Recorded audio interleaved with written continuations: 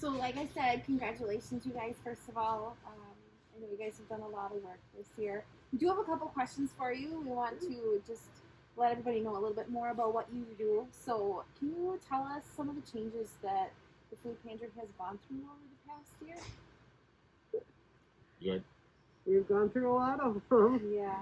Mainly with, we're doing non-contact distributions.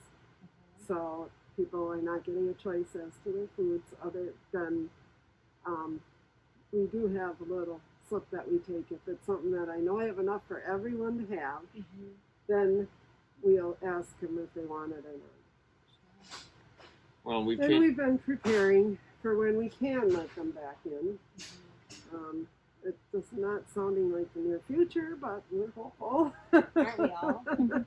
And we've changed our procedures a lot more than just the customers not coming into the building, but we're trying to keep our volunteers safe as well as the customers. So we're all masking. We're taking our temperatures when we get in here. We sanitize our hands. We put sneeze shields up around the desks, so we're trying to protect our staff. So a lot of things are different, and it's more cumbersome, of course. Yeah. So, speaking of your volunteers, what have all these changes done to the amount of volunteers? I mean, I would assume you need quite a few more. We've lost some volunteers that are properly staying home because they may be more at risk. Yeah. But we've gained some. So we've gained some people that were younger. And because we're not in direct contact with our customers anymore, we can have families sometimes, and youth will help. So that's helped. And then with our distribution, with the farmer to family distributions, other volunteers come. The Lions Club has been very helpful in coming and helping with distribution of those boxes. So, Not just all our volunteers. They all step up. How many volunteers would you say that you have? I'm sure every day is a little bit different, but every day is different. Generally, overall, we normally figure we work with 300 to 400 volunteers. Oh wow! Mainly because we also figure, we have groups that come in for distributions, so that those people are always changing, and depending, like somebody like the Lions have 50 people that they could be choosing from, Sure. So we have normally we have at least, I'd say, around a dozen or more. Wow. People tend to show up just to see if we need help. That's great, which is wonderful. Well, and those are people that are here pretty regularly, some every day. Yeah. So we get volunteers that are here every single morning, and that's a pretty valuable volunteer. Absolutely. And we depend on them, especially in the back room, to get the trucks unloaded and haul the food from the stores and get it sorted and on the shelves. So how many families would you say that you are able to help at any given time per week? That we're able to? Yeah.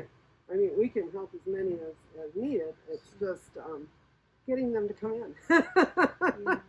Yeah. We typically serve somewhere in the neighborhood of 400 families each month. Oh wow! Last year was weird. We can't get our statistics because people have been driving up and we can't collect the data and so on. So we don't know exactly what we did last year, but that's typically what the it is. program that we use right now, we started using 5 years ago. So anyone who's not in that database are considered COVID, even though some of them still have numbers, but we don't have information on any of them. Well, we have one last question for you. What would you say has been your biggest accomplishment this year, other than this? Moving so much food. Yeah. Between our free food boxes and our distributions, we've moved over 1 million pounds of food this year. Wow. So yeah, that's a big accomplishment. I would say. Well, yeah. It takes a lot of volunteers, a lot of time, a lot of effort, a lot of work. And marshaling the forces to distribute almost 500,000 pounds of farmer to family food.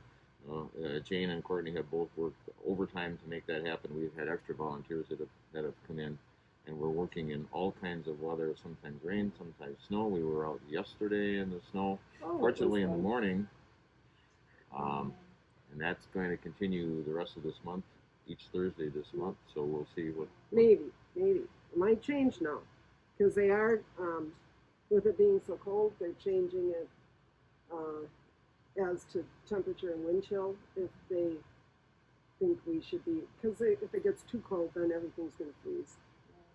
So we'll see. Next week is supposed to be especially cold, so I don't know if I haven't had a chance to call yet to find out what's going on exactly. So another valuable, very significant thing for us is partnering with other organizations in town. We'll partner with anybody that we can help. And as you know, we've partnered with the Chamber on events along with Frederick Place and the grocery stores in town and the Y and Headwaters and anybody else that we can partner with. The Ag Research Farm out on the sea. And the extension is a lot of help. University Extension is very helpful. Because, the most important thing is everything being safe. Absolutely. The other really interesting things this year and important is that how the community has supported the food pantry, both financially and with volunteers. We can't do this without both the volunteers and the financial help. So the community has been very generous in both ways. But this is a great honor. We appreciate the We award, love it. and it's not. Goes by my desk. There you go. Jane deserves a lot of credit, as do, like she says, all the volunteers.